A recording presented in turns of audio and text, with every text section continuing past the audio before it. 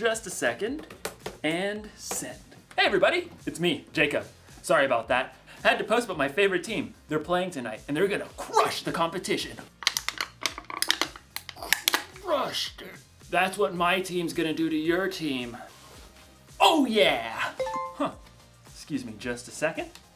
What? Somebody commented on my post. Your loser team is gonna eat dirt tonight. Oh, I'll show them. I've got the perfect comeback. Oh yeah? Well, your head is filled with dirt. Boom. And post. Jacob, what are you doing? I don't know, Jacob. Maybe we should do this. But Jacob, why ever not? Because this week we're talking about peace. Peace is proving you care more about each other than winning an argument. Oh, but I don't want to make peace. I want to get even. There's only one thing that'll help me calm down and make the right choice. A can of chips. Whew.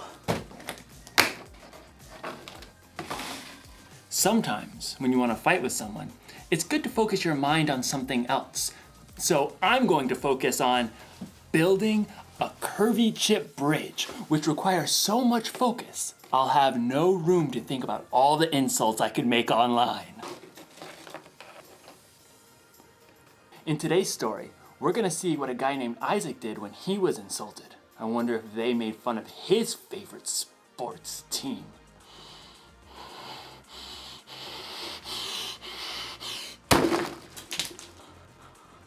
Oh, no.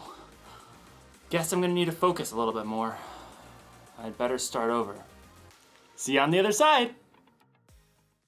The Bible. It's 66 books of history, stories, letters, and poetry that fit together to form God's one big story. The epic adventure of how He created us and loves us so much that He made a way to rescue us. As we travel through the Bible, from Genesis to Revelation, we discover people who met God and found their lives changed forever. Now, for an amazing story, inspired by the book of Genesis, chapter 26. God had chosen Abraham to follow him, and God made the same promises to Abraham's son, Isaac. I will make your children after you, as many as the stars in the sky, and I will give them all these lands. All nations on earth will be blessed because of your children. Thank you, God. The land of the Philistines where Isaac lived had experienced a period of famine, but God blessed Isaac's crops. Hey, boss, we done gathered 100 times more wheat than we planted. Excellent. 103.7 times as much to be precise. And your flocks and herds are multiplying like rabbits. Actually, they're increasing like sheep and goats, because that's what they are. Very well, carry on.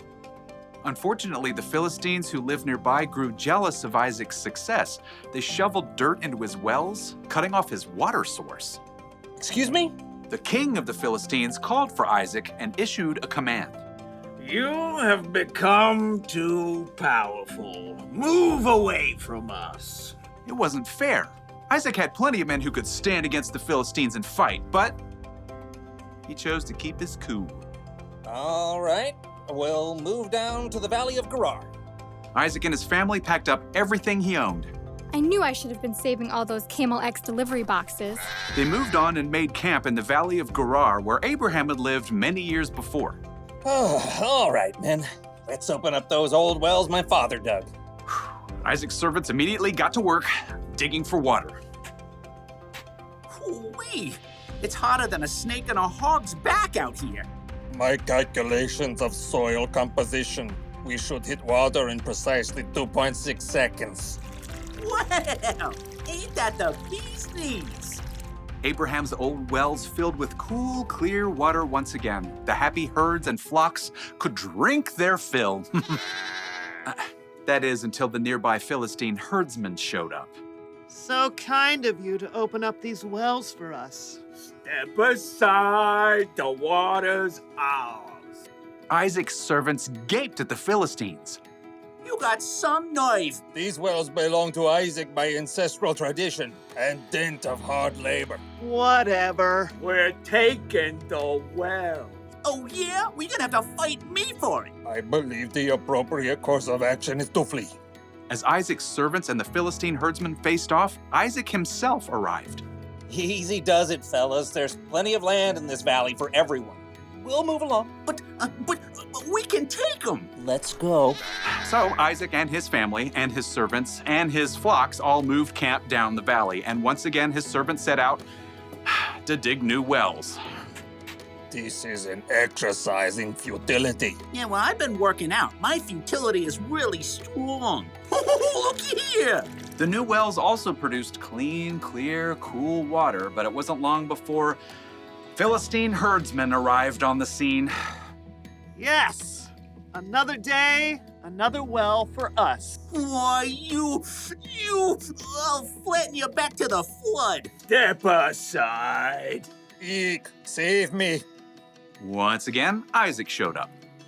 Take it down a notch, please. There's still room for everyone. Oh, come on. We could knock them flat. Yes, we could, but we're not going to. Move on out, boys. For a third time, Isaac and his men moved camp, and once again his servants dug new wells. This time, I'm gonna tie those bullies in knots and dip them in garlic. Oh, look, water. Yay. Wait for it. Wait for it. This time, no one challenged Isaac or his servants. They were left to tend to their flocks and herds in peace. That is until one day, Isaac spotted King Abimelech heading his way with a host of advisors. When the royal entourage arrived, Isaac welcomed them. Why have you come to me? You were angry with me and sent me away. Abimelech shifted and exchanged a glance with his advisors. Well, we saw clearly the Lord was with you, so we want to make a peace treaty with you.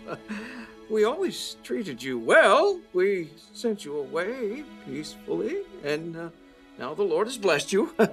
Give us your word you won't harm us. I can do that.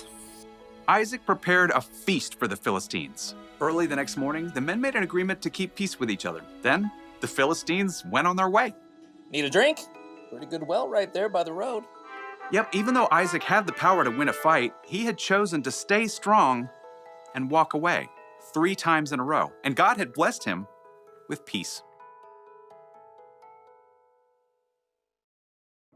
The Philistines insulted Isaac when they sailed right in and took over his wells, causing him to move 3 different times. Truth is, Isaac had a right to be angry, and he knew he was strong enough to crush the Philistines. But Isaac also knew that he could make peace simply by digging another well.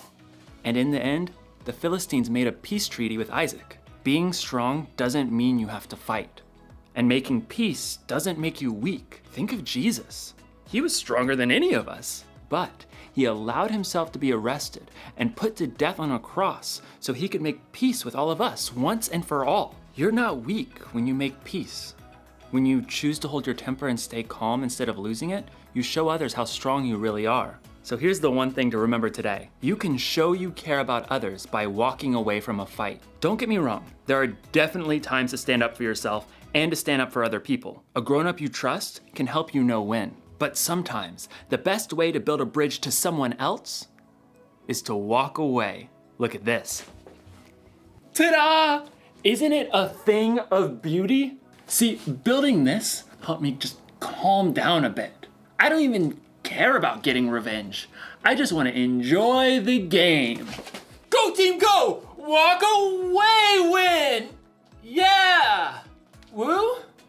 No, that doesn't feel right. That's for off the field. See you next time.